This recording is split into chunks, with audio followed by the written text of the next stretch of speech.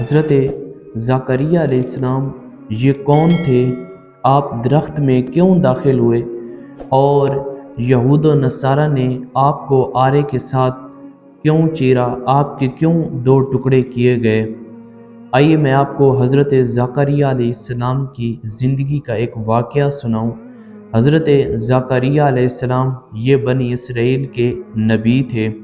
حضرت زکریا علیہ السلام یہ بے اولاد تھے۔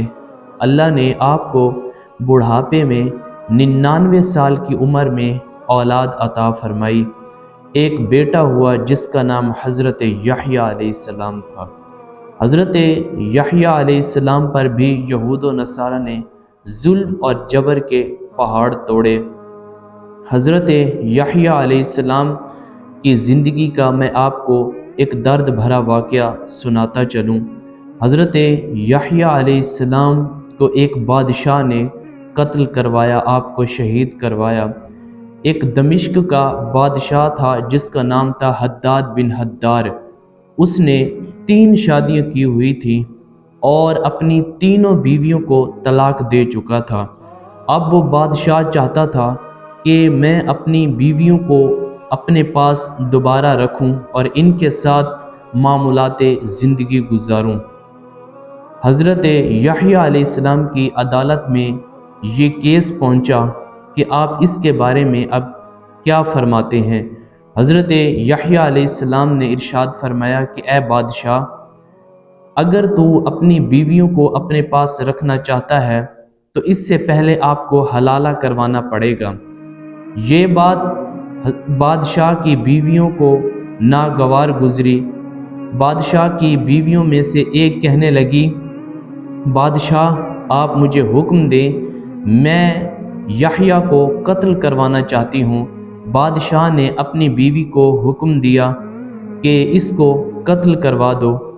حضرت یحییٰ علیہ السلام مسجد جبرون کے اندر نماز پڑھنے کے لیے حاضر تھے کہ اس ظالم عورت نے اپنے کارندے بھیجے حضرت یحییٰ علیہ السلام کو قتل کروانے کے لیے۔ جب وہ کرندے مسجد میں پہنچے تو حضرت یحییٰ علیہ السلام سجدے میں سر رکھے ہوئے ہیں۔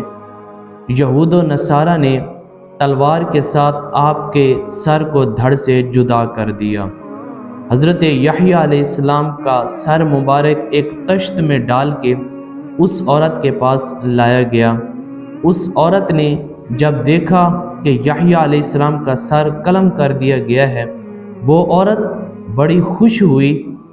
حضرت یحییٰ علیہ السلام کے سر سے ایک حیرت انگیز منظر دیکھنے کو ملا کہ حضرت یحییٰ علیہ السلام کی زبان پر یہی الفاظ ہیں کہ اے بادشاہ، تو اس وقت تک اپنی بیویوں کو اپنے پاس نہیں رکھ سکتا جب تک حلالہ نہیں کروائے گا۔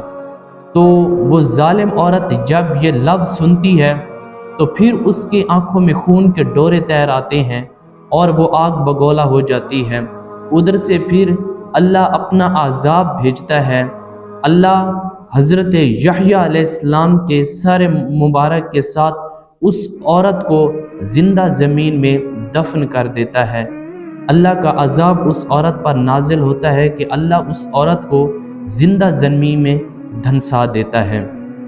پھر یہود و نصارہ نے ایک پروپیگنڈا بنایا، انہوں نے ایک منصوبہ تراشا کہ اب حضرت یحییٰ علیہ السلام کے والد حضرت زکریا علیہ السلام کو قتل کیا جائے۔ جب حضرت زکریا علیہ السلام کو پتہ چلا کہ اب یہود و نصارہ نے مجھے مارنے کے لیے ایک نیا فلسفہ تراشا ہے، اب انہوں نے ایک نیا منصوبہ تراشا ہے مجھے مارنے کے لیے، تو حضرت زکریا علیہ السلام وہاں سے نکل پڑے اور ایک درخت کی طرف چلے۔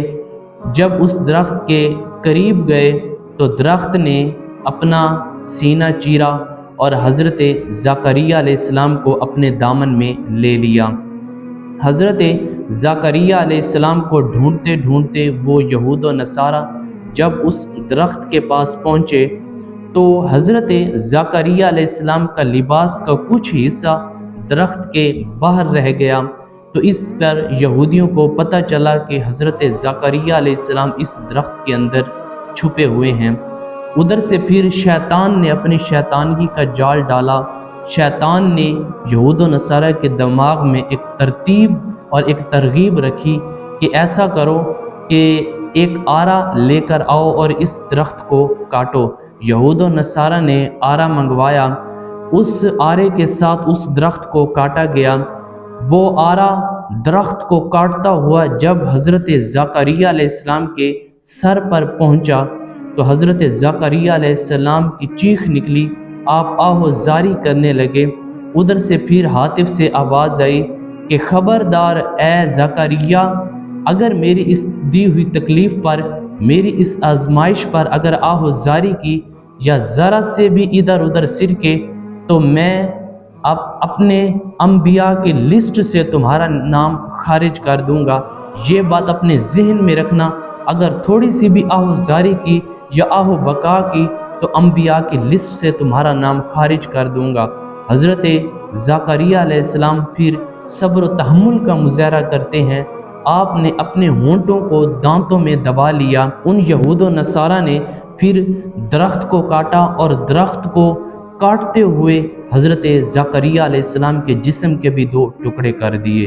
اس سے ہمیں سبق ملتا ہے کہ اللہ کی دی ہوئی تکلیف پر، اللہ کی دی ہوئی پریشانی پر اگر ہم صبر و تحمل کا مظاہرہ کریں گے تو پھر اللہ ہمیں جزائے خیر عطا فرمائے گا، اللہ پھر اپنے انعامات کا ہم پر نزول فرمائے گا۔ اللہ جل وعلا کی بارگاہ میں دعا ہے کہ اللہ جل مجدہ صبر و تحمل کا نور نصیب فرمائے، رائے حق کا مسافر بنائے۔ وآخر دعوایا ان الحمد للہ رب العالمین۔